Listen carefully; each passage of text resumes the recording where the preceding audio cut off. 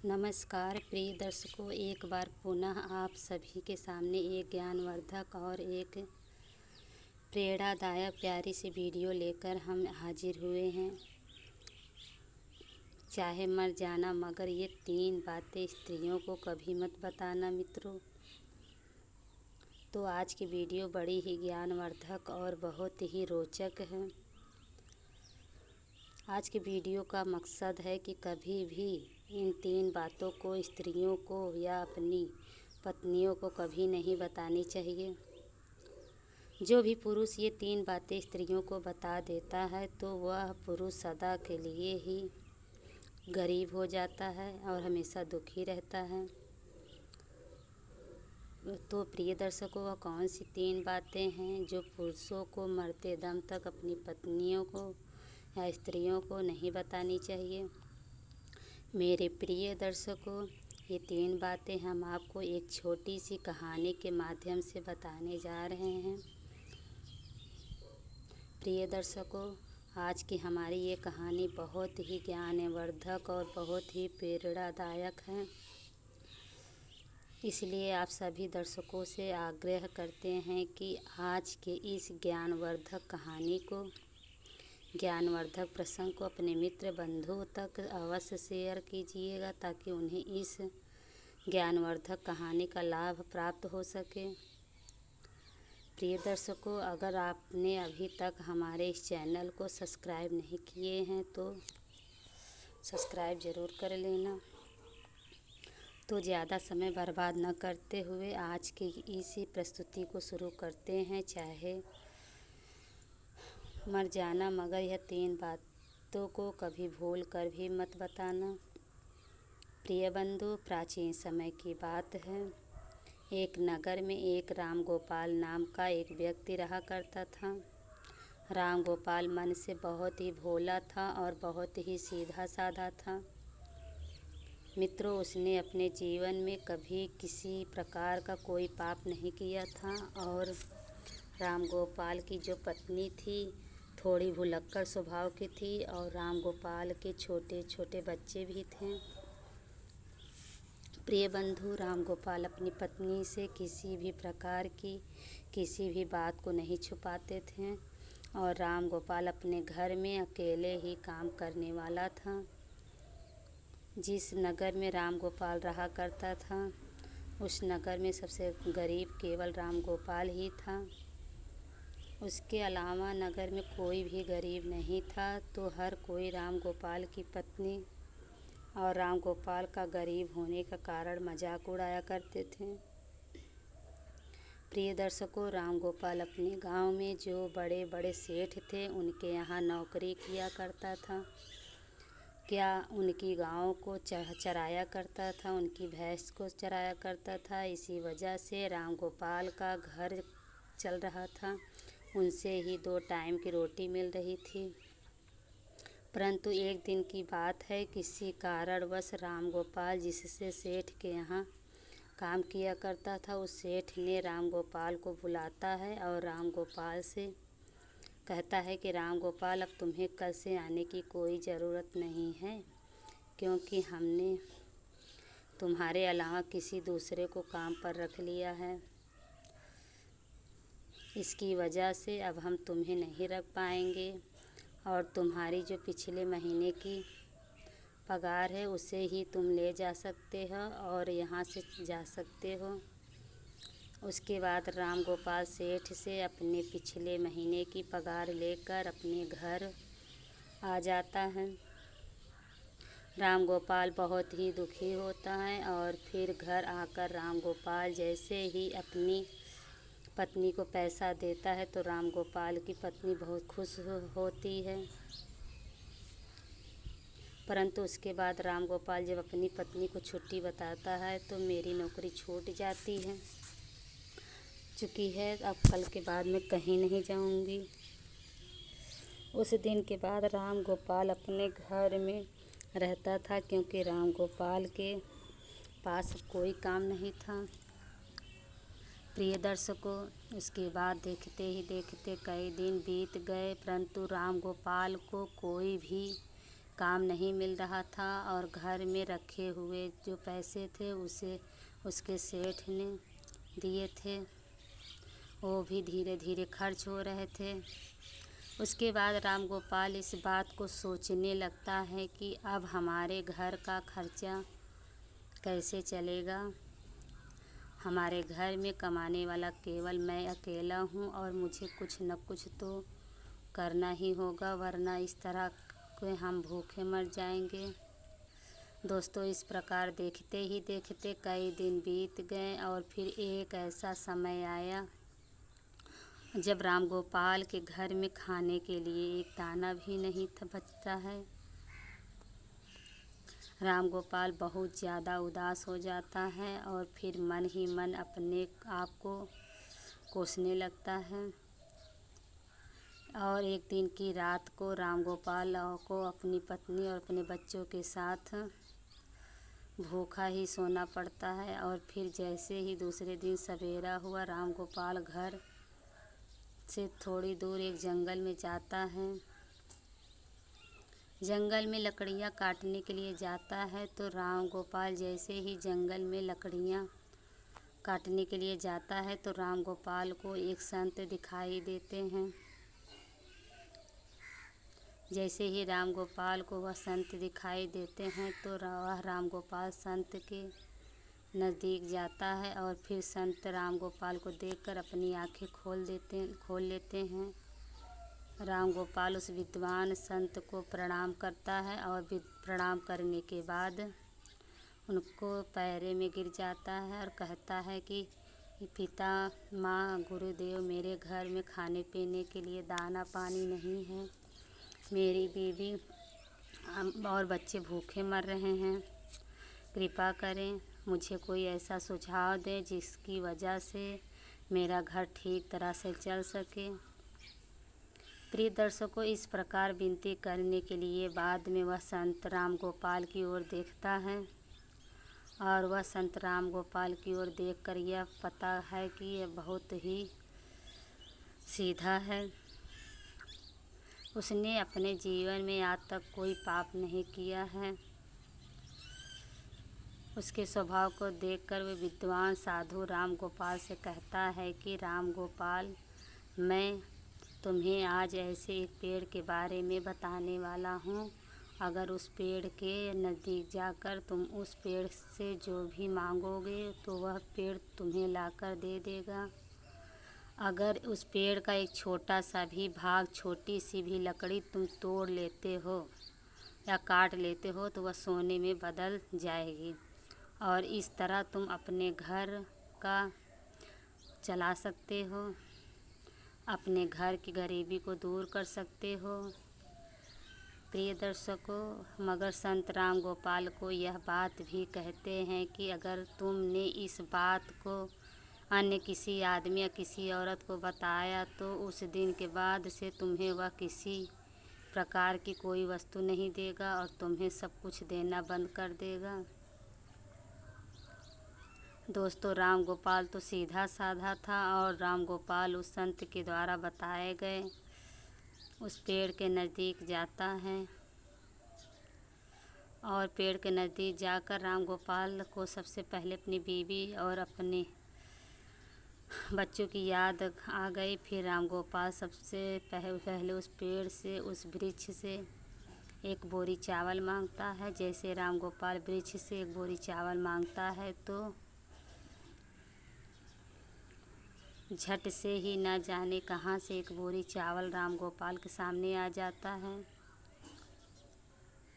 राम गोपाल एक बोरी चावल को लेकर चला जाता है और घर जाकर अपनी बीवी और बच्चों को चावल खिलाता है और भरपेट भोजन करते हैं। उस दिन राम गोपाल अपनी पत्नी को यह नहीं बताया था कि मैं चावल कहाँ से लाया हूँ, परंतु फिर जैसे ही राम गोपाल दूसरे दिन उसके पास जाता है, राम गोपाल उस पेड़ से 5 सोने की मुद्राएं मांग लेता है और जैसे ही राम गोपाल मांगता है, झट से राम गोपाल को 5 सोने की मुद्रा दे देता है और राम गोपाल 5 सोने के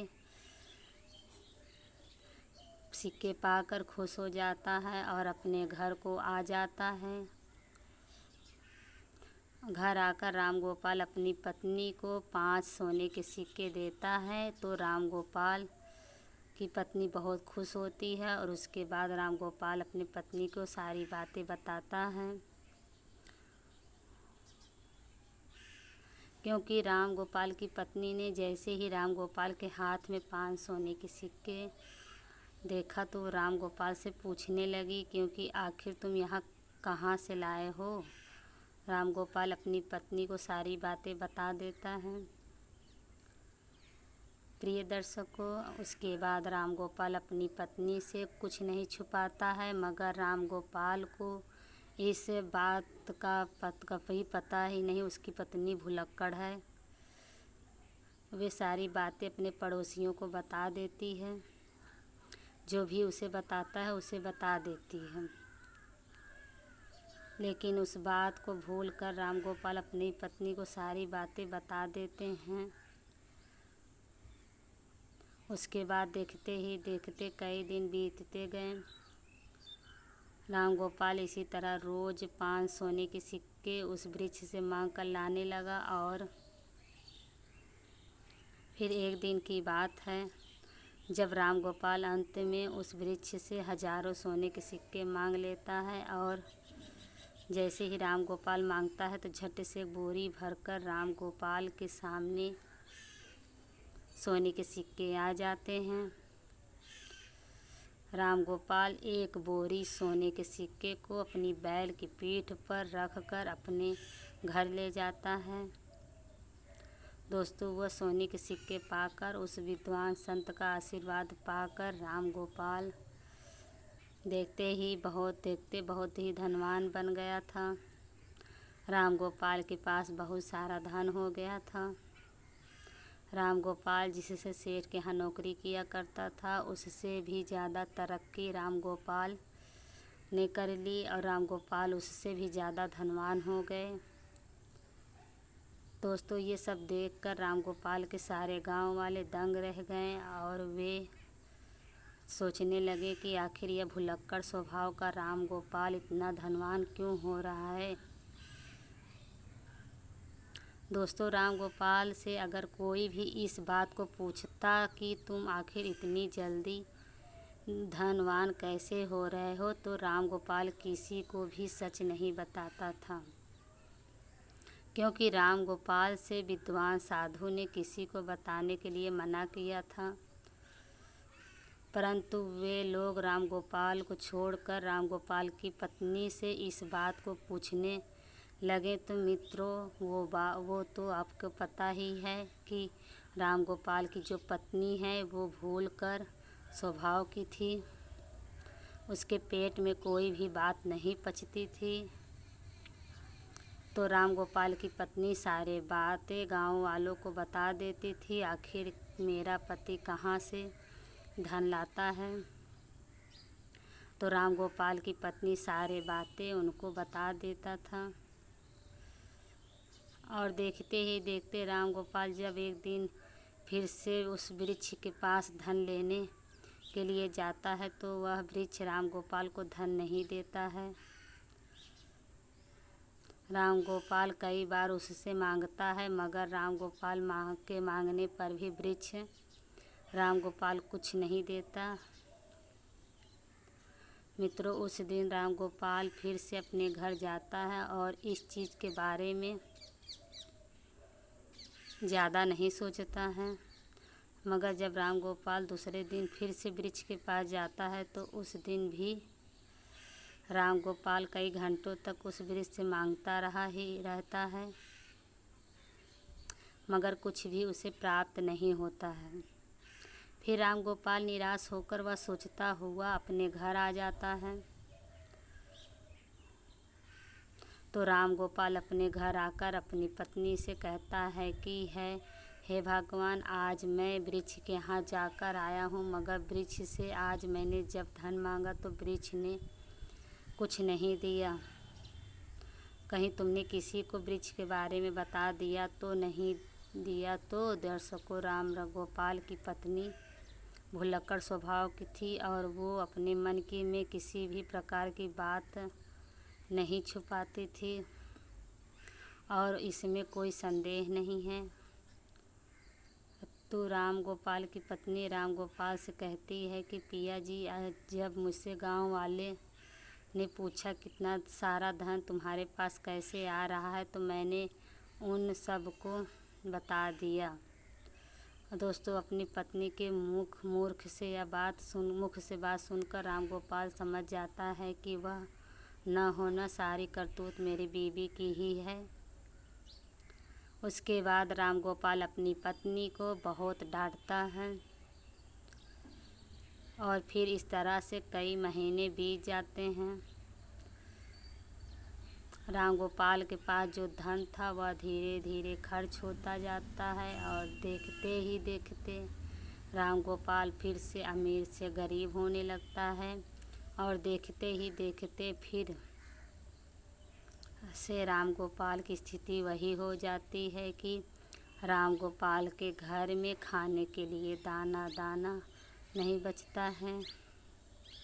दोस्तों, एक दिन जब फिर से राम गोपाल की पत्नी और राम गोपाल और उसके बच्चे रात को भूखे सोते हैं, तब राम गोपाल अपनी पत्नी को कोसने लगता है और अपनी पत्नी से कहता है कि भुलक्कड़, यह सब तुम्हारी वजह से हो रहा है। अगर मैं तुम्हें न बताता तो आज यह दिन नहीं देखना पड़ता। इस पर का राम गोपाल अपनी पत्नी से कहता है, मगर मित्रों कहते हैं कि अब पछतावे से क्या हुए जब चिड़िया। इस प्रकार गोपाल अपनी पत्नी से कहता है, मगर बहुत लेट हो चुका था। मित्रों, फिर एक दिन राम गोपाल उस संत को ढूंढने के लिए फिर से जंगल में जाता है,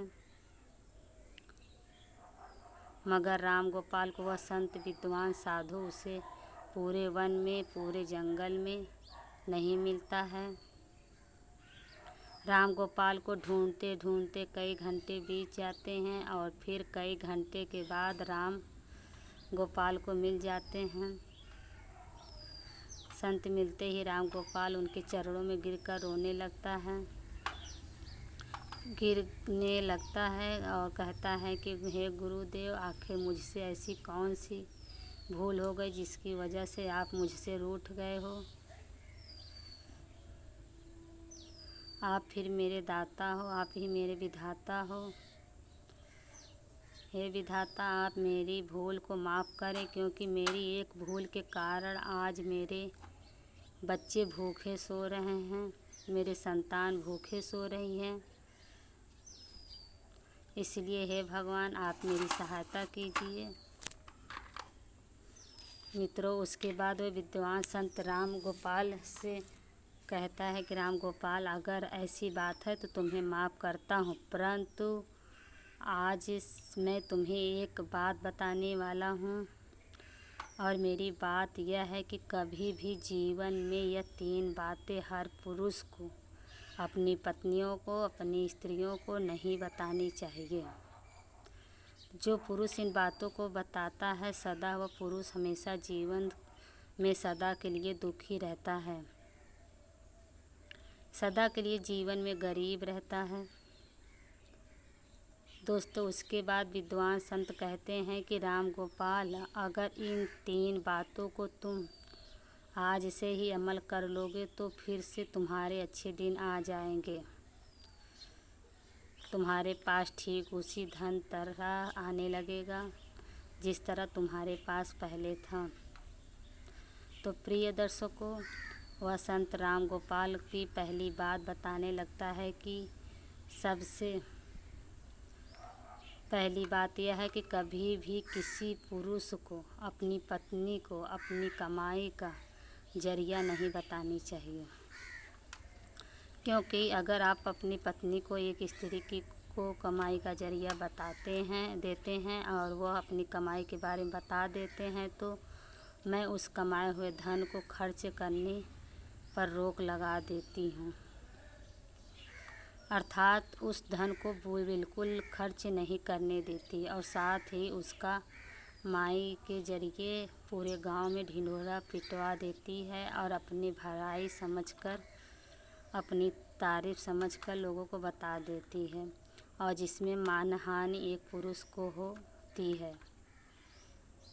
दोस्तों, जिस प्रकार से राम गोपाल की पत्नी ने गांव के अन्य लोगों को कमाई का जरिया बताया था, ठीक उसी प्रकार किसी भी पुरुष को अपनी कमाई का जरिया और अपनी कमाई के बारे में कभी स्त्री को नहीं बतानी चाहिए।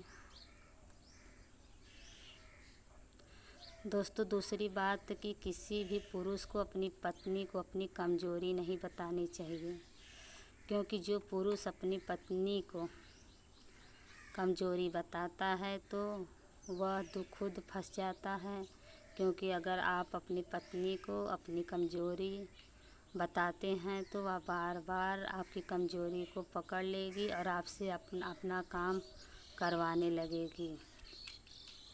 उस कमजोरी को पकड़कर आप दबाने लगेगी।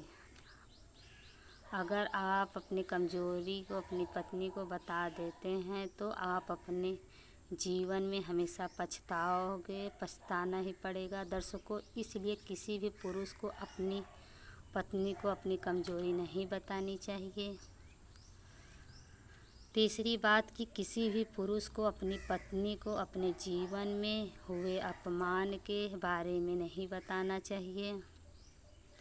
अर्थात जो पुरुष अपनी पत्नी को अपने अपमान के बारे में बताता है तो वह पत्नी का हर बात के छोटे छोटे झगड़े पर आपके उस अपमान के बारे में बोलकर उस पर हमला करा देकर आपको परेशान करेगी, आपको मजबूर करेगी और बार बार उस अपमान का हवाला दे देगी, क्योंकि स्त्रियां धर्म और कर्म से बंधी होती हैं। इनमें मन में इनकी इच्छाएं छुपी होती हैं और ये अपनी बातों को अन्य लोगों को नहीं बताती हैं, मगर स्त्री दूसरों की बातों को दूसरों तक अवश्य ही बता देती है।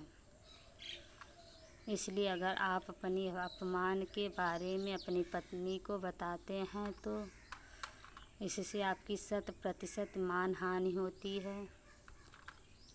प्रिय मित्रों, ये 3 बातें कभी भी एक स्त्री को अपनी पत्नी को नहीं बतानी चाहिए।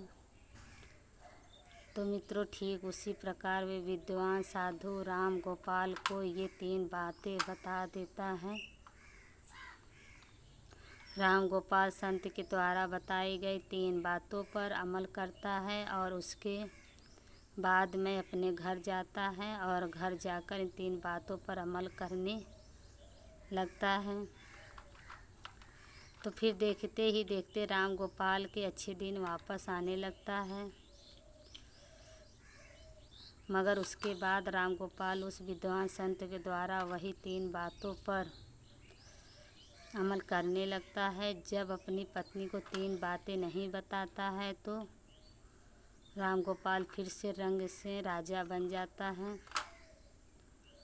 तो दोस्तों, इस प्रकार यह 3 बातों को अपनी पत्नी से नहीं बतानी चाहिए। दोस्तों, यह कहानी आप सभी को कैसी लगी कमेंट बॉक्स में ज़रूर बताइएगा। अगर अच्छी लगी तो वीडियो को लाइक और शेयर कर दीजिएगा और कमेंट में जय श्री कृष्ण ज़रूर लिख दीजिएगा। प्रिय दर्शकों, वीडियो को अंत तक देखने के लिए आप सभी का धन्यवाद। जय श्री कृष्ण।